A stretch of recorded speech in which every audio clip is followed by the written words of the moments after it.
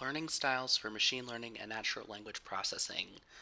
I'm going to be covering several different methods in which you probably could be doing a huge combination of these, but this is sort of about what is your primary focus and what resources I know of that can help you get better at that. So the first one being university, kind of traditional computer science, machine learning, academic approach to learning these topics. Second, reading, especially longer form ebooks, YouTube, online courses, Kaggle and other machine learning competitions, GitHub and other like open source contributions, and then independent research, which is the fuzziest and encompasses a lot of these previous topics, but there's also some interesting resources I have on that. In academic research, I myself did not complete my civil engineering undergraduate degree, but I work as a software engineer, and I've learned the value of having that kind of traditional computer science background. Of course, if I finished my degree, I would only have a civil engineering background, and at the time that I took it, if I had switched to computer science, I don't think I would have learned very much about neural networks at that time. But what it's really about is most interviews and intro discussions when you apply for jobs revolve around having some kind of credentials and having some kind of background in traditional computer science algorithm understanding. And some people have different opinions on that. Having interviewed people for positions in the past, an interviewer is always looking for something that's an objective and repeatable way to screen applicants because there's way more applicants than positions. And whiteboarding is a way that, depends on the particular person. A lot of people might be really good coders and, with a, whiteboard and a marker really struggle. I think it helps if you have a coding challenge where either you can write something in pseudocode or you can write something with actual code, but on an actual computer so you can be testing it as you're writing it, just as you would with real code. Um, but I think there's a lot of value to rethinking the technical interview. But if you're just applying to places, you don't get to tell them how to run the interview. You're going to see a lot of them do some kind of whiteboarding, and a lot of them will ask you, see it, computer science algorithm questions. Um, if you're in these programs, definitely stay in. Um, Academic proof is definitely the clearest signal when they're trying to choose between a lot of different people until you have a really good like uh, background of projects and happy references that you can work with. If you're thinking about returning to school or doing a much longer term program like a PhD, I am not the person who could give you advice on that, but definitely don't just do it because you feel like you have to. Definitely, this is the time to look into whether you can do something at your work or alongside your work, or whether you can talk to somebody who can give you a really good reference before you get into that kind of program and competitive market. For reading, the thing that I say the most often is the Dive into Deep Learning textbook at that d2l.ai address. And you'll often see reading groups running like on a week to week basis on a meetup, a Slack, a Discord that are going over that book or some other similar resource. For particular fields within machine learning, some of the best resources I've found for understanding interpretable ML or fair ML or something are written as a book or an ebook. And so these are links to those books that really kind of covered the depth and also broadness of a whole new field of machine learning that you're probably not going to sit in a class and take a whole class about. And you're probably not going to find one learning library that covers all of it. Really, I think the only way to really capture what are they trying to do and what works and doesn't work is to have this kind of like book format. YouTube and online courses. I think the most popular known one is Andrew Ng's Deep Learning AI site. Stanford and MIT have a lot of popular resources. And then again, specializations. There's the courses at openmined.org. Uh, some of these are just interviews with people. Sometimes they're lectures. It sort of depends on what you're doing. Um, Personally, I mentioned before I didn't finish my undergraduate degree, so listening to an hour-long lecture on YouTube, it, I've it depends on the topic. I had a really interesting experience recently where I was writing and training a sequence-to-sequence model, and this video about sequence-to-sequence models was recommended to me on YouTube. And I'd never really gotten in depth into learning why is this different or how is this different from other models. So I watched it while I was doing the training in a notebook in another tab. And it was interesting to me, but it also didn't really contribute to or change how I was writing my code, right? Because this is a good visual example of what's going on inside, but it's not what my code looks like. Um, so this is an interesting experience for me where I learned something, but I also could have learned something by watching a video about like North Korea satellite surveillance or nuclear disarmament or something, because it's not as it's interesting, but it's not directly practical to what I was doing at that time. YouTube also has some more like fun or podcast or interview type channels. There are companies, Weights and Biases, Kaggle, Rasa, RASA, that sort of are more based on their particular platform, but also some really interesting NLP content if you're particularly interested in that. This Week in ML has a lot of interviews which overlap with NLP topics. NLP with Friends is just a research paper talk that will have some Q&A with it. And then PyTorch Lightning is a really good example that has long and short code tutorials that kind of, if you're doing PyTorch and wondering how can you get really in depth with PyTorch Lightning, they have a lot of it explained there. Kaggle, if you're not familiar, it's a competition platform. Different companies and nonprofits will upload a large data set that you can't generally find anywhere else, and you compete to get a good score on the hidden evaluation set. So you build your model, you run it, you submit it, and then it'll run it to see if you how where you are on the leaderboard. If you're a member on Kaggle, you always get emails with new content and challenges. And if you look at the notebooks, you can see what people have submitted and shared, and you'll see, oh, this is a technique I don't really know about. So someone's done some different like image cropping or image data augmentation. And so you can learn a lot just by looking at even an old challenge that you can't submit to and clicking around to see what did they do. Some of these data sets, like the Facebook, especially the most popular and famous ones, like the Facebook deepfake challenge, you can't just download the data set on your computer and start hacking on it because the data set's really big.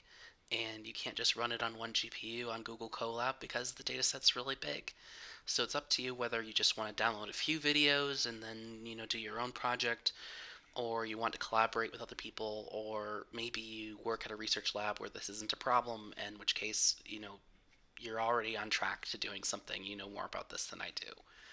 Um, One thing that's interesting about this is not all of the winning techniques are practical. You're always trying to just get the extra few percentage points towards the win, and it can depend on a lot of different factors. I don't understand this particularly, but there are people who've definitely commented on this in the past.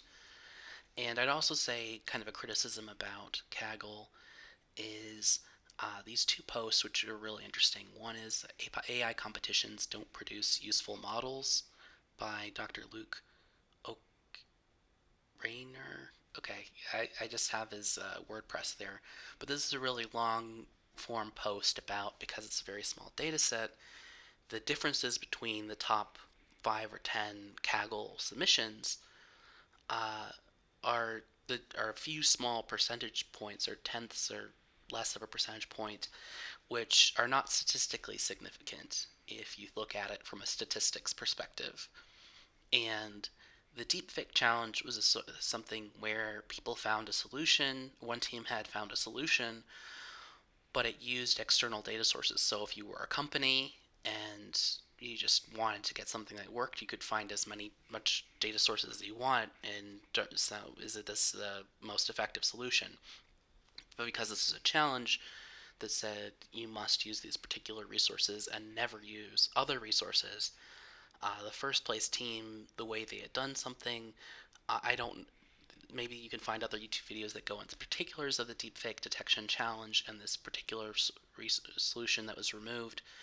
But it ended up being a little bit controversial, and I mean, the main thing for me is if you got a first place finish on a competitive Kaggle competition, you clearly know something.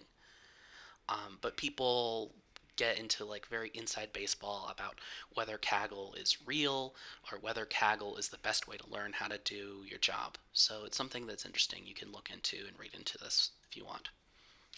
With GitHub, I think it's not as popular in the academic world for whatever reason, but as there are more people who are blending machine learning and engineering or machine learning and DevOps, I think that GitHub is someplace where if you're already an engineer, if you're comfortable with GitHub, this might be the right way to jump into that world. Especially because all these Python software libraries that people use at every stage of their machine learning project are usually on GitHub and looking for contributors. If you find a bug in GitHub, try to document as best you can, especially if you can get it into a notebook that someone else can run very quickly and on a small data set, and then send them a link. Make sure that notebook is publicly viewable, and then send them a link describing your problem, how it's a realistic problem, and what you think might be the problem. If you're really familiar with the data set, if you get to a good point or the library, you might be able to fix it. Submit a GitHub pull request with your proposed code change. If it seems like a very large scale problem where you're going to need help, or you're not really sure why does the library not support this in the first place, you might want to find not just submitting an issue, but find their Slack or another communication channel where I know, for example, the Keras library has a Kaggle. The Keras library has a Slack channel where people are asking questions, um, but also that might be a good way to reach out to somebody individually and say, "Hey, uh, let me know if I'm like completely missing the point here, but I was trying to do this and ended up going on this other tangent." So if I think if it's something's on GitHub, it seems kind of an urgent thing. Where if it's something where you just have a question, it might be good to find like a Gitter or a Slack or a Discord where people are just having a conversation. So you're not really raising it as like a your library is broken kind of issue. And of course, like I said before, if you have something that is a small scale fix, just submit it as a pull request. And again, if it's like a large scale like code change that you might want to add a lot of tests or something, might be good to go through the other communication channels first. You can also, I guess, reach out to somebody on Twitter. I think people don't like getting something on their work email because it seems kind of out of band. For me personally, I've listed in this YouTube my Twitter and information like that, so I guess that would be the best way to contact me about something that was broken.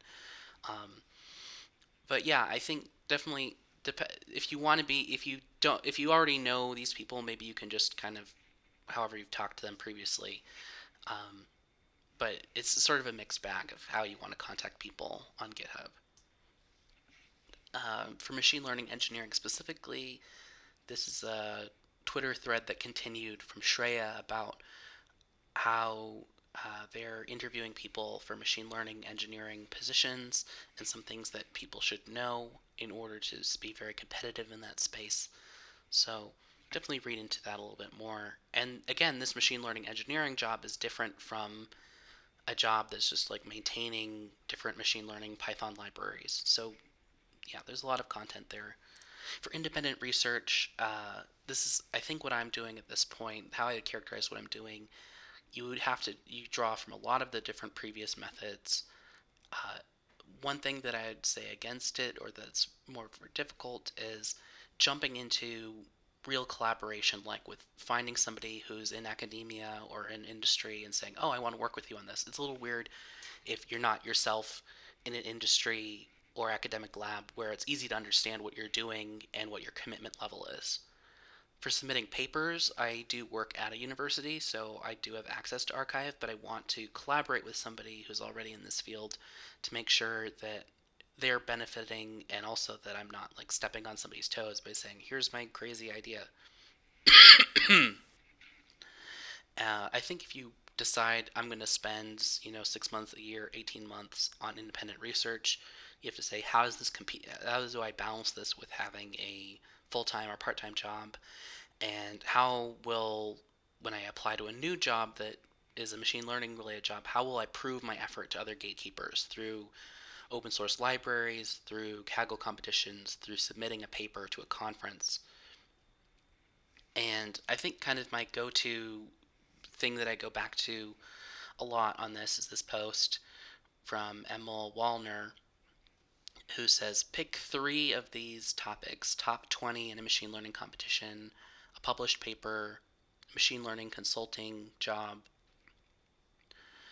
50,000 AI readers or 30,000 video views, machine learning tool that has 100 users a week, mastering part 1 of Goodfellow's deep learning book, or a pull request to TensorFlow, PyTorch, or another very high-profile machine learning library. So you don't have to do all of these, of course. Just if you were and writing an academic paper, you would say, okay, I have that paper. What are the 2 other things that I can do? I could really understand reading, and I could make a GitHub pull request. If you're someone who's like a really good software engineer, you could do a pull request. You could reach out to somebody that you're doing a gig with and saying, could we incorporate machine learning into this? And then you just need to find one of these other things that's really good. So I think that this shows how many different approaches there are, and some of them are very academic focused, and some of them are very like getting information out there on GitHub and Twitter. It really depends on what you're doing and what your strengths are. And I also wanted to give a mention to these 2 tweets, one from Omar Sar0 and one from SV Pino, because they post a lot of really interesting machine learning content on Twitter, and they maintain some different machine learning Twitter community posts that give you some ideas of how to get started in machine learning and making your machine learning portfolio. So you can look these tweets up on the Twitter search and you'll find some resources they posted in the past. In my next video, I'm going to talk more about a real task, and it's a data set that has to deal with distribution shift. Like your training data is in one category, and then the test data is going to be very different.